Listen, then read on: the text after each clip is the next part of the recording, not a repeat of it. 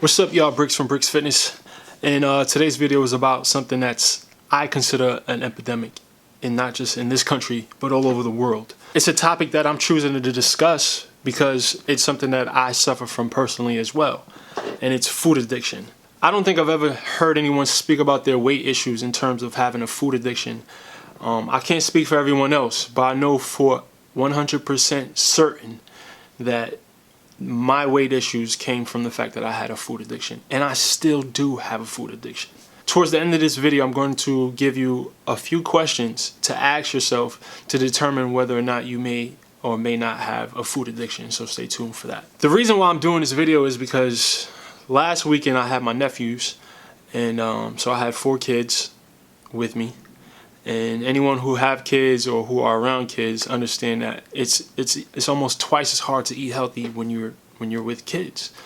And the weekend started off well, and then next thing you know, I'm 2-3 days in of eating upwards of, I don't know, 6,000 to 8,000 calories a day. I mean, I was eating cookies, I was eating chips, I was eating cake and ice cream and fried chicken, and it just got out of hand. I just looked up Monday morning and the whole weekend had gone past, and I didn't even realize how badly I was eating until I caught myself. Another example, just now, my fiance and I, we walked down to a restaurant here for happy hour, and I decided, okay, I'm gonna have 1 drink and I'm gonna have 1 appetizer. And on the way home, I'm literally fighting with myself not to walk in Banchan to eat chicken wings, or not to walk in the frozen yogurt place. Like, I'm literally spending energy, and I just ate. I'm literally spending energy fighting with myself not to go into these places to eat these foods. Me having a food addiction is not something that's a new development for me, but just having that fight on the way home, I have to walk past a lot of restaurants on the way home, and having that mental battle with myself really sparked something in me that made me, feel like I needed to discuss this with you guys. I did a little research. So the same reward and pleasure stimulation that our brain gets from cocaine or heroin happens from a particular type of palatable food. Palatable foods are foods usually high in fat, high in sugar, and high in salts. So these salty, sugary, high fatty foods create a dopamine response in our body. And this dopamine response is very addictive, and it causes our body to seek more of those foods that cause that hormonal response, which in turn leads us constantly seeking out these palatable foods. What makes it so dangerous is that the pleasure signals that our bodies get from eating these types of foods, they override satiety. It overrides the fact that you're full. It overrides the fact that you're no longer hungry anymore.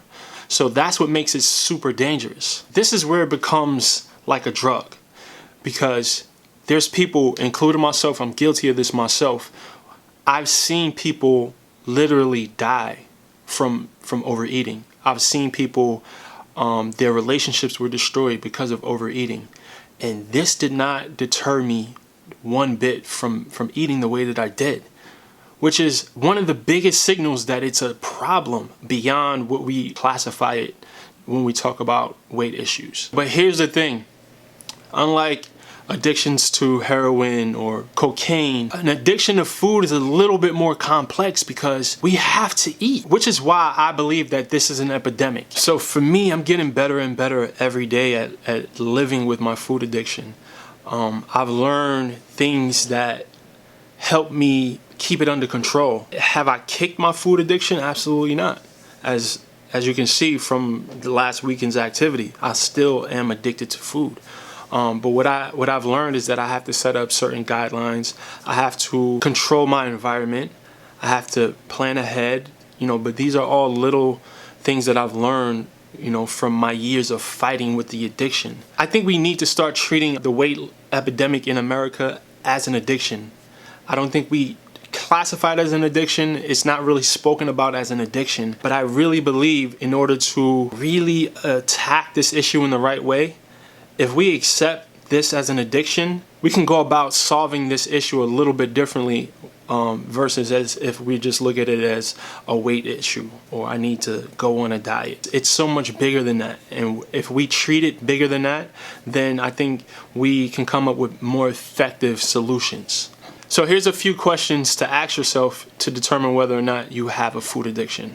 I'm reading these questions. Does any of these situations apply to you?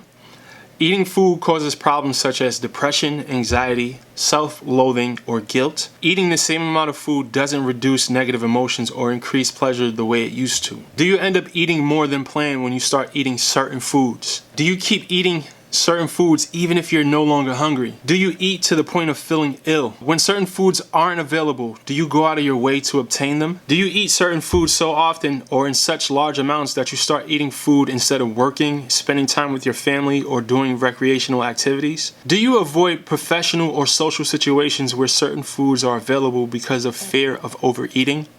I do. The reason why I'm making this video is for one, to bring awareness to the fact that food addiction is real.